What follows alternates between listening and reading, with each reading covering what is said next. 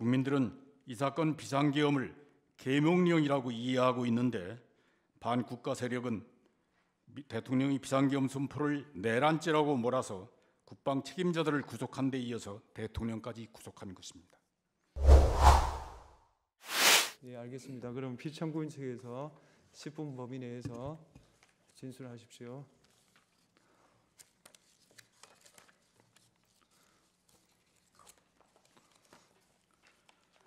네, 피청구인 대리인 조대현 변호사입니다. 지난 기일에 재판부에서 질문하신 내용과 청구인 측에서 주장한 내용에 대해서 답변하고자 합니다. 첫째로 이 사건 비상계엄은 처음부터 반나절 계엄이었고 국민들이 경각심을 호소하기 위한 것이었습니다. 피청구인 대통령은 국회 절대다수 의석을 장악한 민주당의 국회 권력 남용과 국회의원 선거의 부정 의혹으로 인하여 국민주권의 헌법 질서가 무너질 위기에 처했는데 이를 해결할 통상적인 수단이 없다고 판단하여 비상계엄을 선포하였습니다. 피청구인 대통령은 법률 전문가이고 평생 검사로 일해왔습니다. 야당인 민주당이 국회의석의 절대 과반수 의석을 장악하고 있기 때문에 피청구인이 비상계엄을 선포하여도 민주당이 곧바로 계엄 해제 안건을 상정해서 통과시킬 것이고 이에 따라 계엄을 해제해야 할 것이라는 점을 피청구인은 잘 알고 있었습니다. 그렇다고 헌정 질서를 수호할 책임이 있는 대통령이 수수방관할 수는 없었습니다. 그래서 국회에게 위헌적인 활동을 중지하라고 경고하고 국민들에게 국가 비상사태의 실태를 알려서 경각심을 가지게 하려고 비상계엄을 선포하는 것입니다. 아울러 2023년 10월경 국정원의 보안 점검 시 미흡했던 중앙선거관리위원회 전산 시스템에 대하여 조사해서 부정선거 의혹을 해결하려 했던 것입니다. 둘째로 국회에 대한 계엄 조치에 대해서 설명하겠습니다. 국회가 입법권과 탄핵소추권과 예산심의권을 남용해서 행정부의 기능을 마비시키고 있었지만 이를 해소할 수단이 없었습니다. 국회 해산권도 없고 비상계엄을 선포하여도 국회의 권력남용을 시정할 수단이 없었습니다.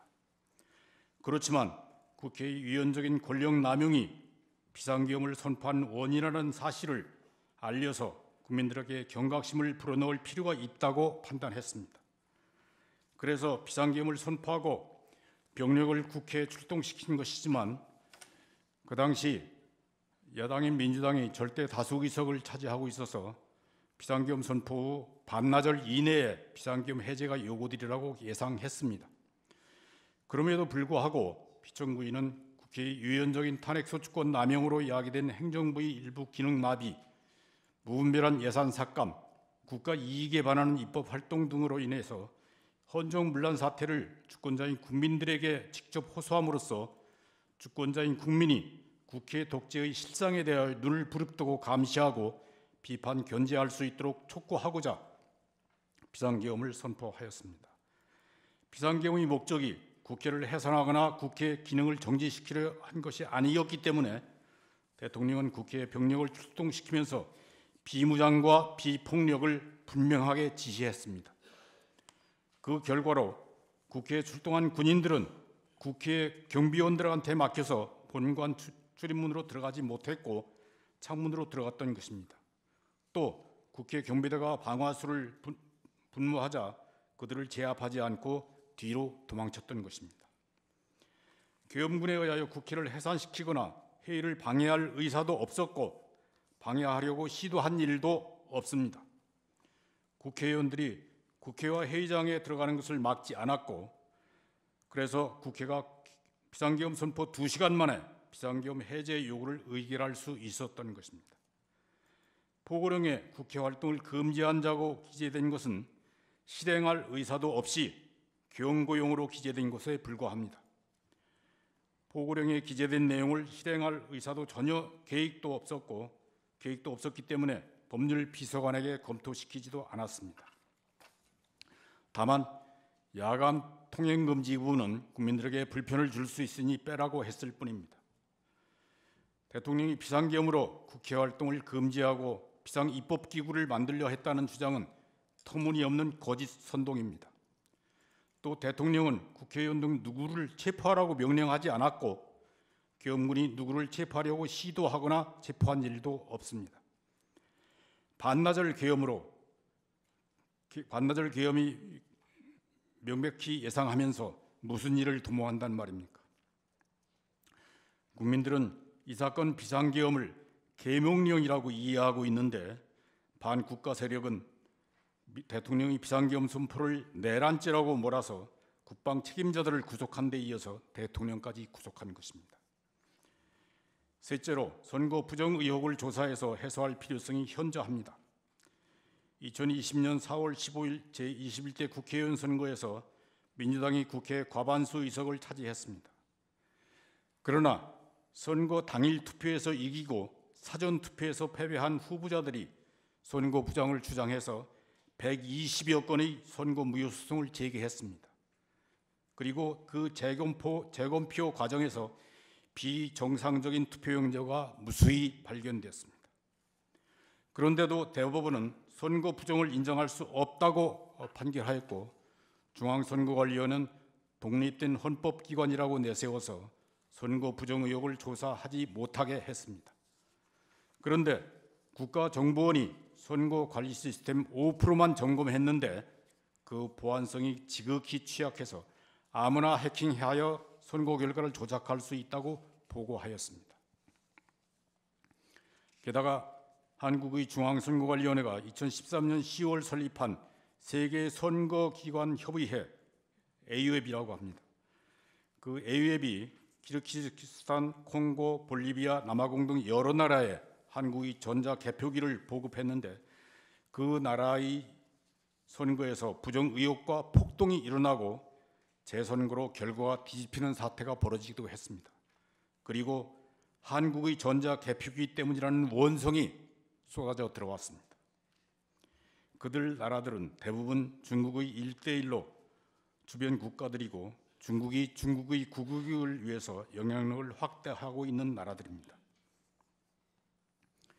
21대 국회의원 선거에서 국회 과반수 의석을 차지한 민주당 정권은 국회 과반수 권력을 활용하여 중국인의 입국을 쉽게 하고 우대하였으며 선거 관리에도 참여할 수 있게 했습니다. 중국인의 간첩 활동이 활발해졌는데 국가정보원과 국가정보원이 간첩 수사 그리고 검찰의 수사권을 박탈해서 간첩 수사와 처벌을 어렵게 만들었습니다. 그리고 2024년 4월 20일 제22대 국회의원 선거에서도 민주당이 과반수 의석을 차지하였고 그들의 독재 현상은 더욱 심해졌습니다. 대통령이 재의 요구하여 부결된 법률안을 다시 의결하였고 탄핵 사유도 없이 탄핵 소추권을 남발하여 국가기관의 직무를 정지시켰습니다. 대통령과 검찰과 감사원의 활동 예산을 삭감해서 국가 기능을 정지시켰습니다. 국방 예산을 삭감하여 북한의 미사일 도발에 대비하지 못하게 했습니다. 국회 과반수 세력의 유연적인 활동은 여당과 협의하지 않고 국민들의 뜻을 무시하는 일당 독재였습니다. 그들은 국민들의 눈치를 보지 않더라도 다음 선거에서 당선될 수 있다는 자세로 유화 독존하였습니다. 그래서 선거 부정의 기능 가능성을 없애는 것이 국민주권의 헌정 질서를 확립하는 첩경이라고 생각했습니다. 부정선거 의혹은 대통령 피청구인이 비상계엄을 선포하게 된 주요 원인이고 이를 해소하고 투명하고 공정한 선거 시스템을 확보하는 것이 국민주권의 헌정 질서를 확립하는 길이기 때문에 이 사건 심판 절차에서 부정선거 의혹에 대한 주장 입증은 확실하게 보장되어야 합니다. 넷째로 피청구인의 방어권은 보장되어야 합니다. 헌법재판소법 제52조는 탄핵 심판 절차에서 피청구인의 출석과 방어권을 보장하라고 요구하고 있습니다. 대통령 탄핵은 중대한 사건이므로 그 탄핵 심판 절차에서는 피청구인의 방어권이 더욱 철저히 보장되어야 합니다. 청구인 측은 특정 증인을 신문할 때 피청구인이 보이지 않게 해달라고 요청하지만 그것은 피청구인이 방어권을 무시하는 것이고 피청구인이 없는 자세에서 위증을 하게 해달라는 것처럼 들리기도 합니다.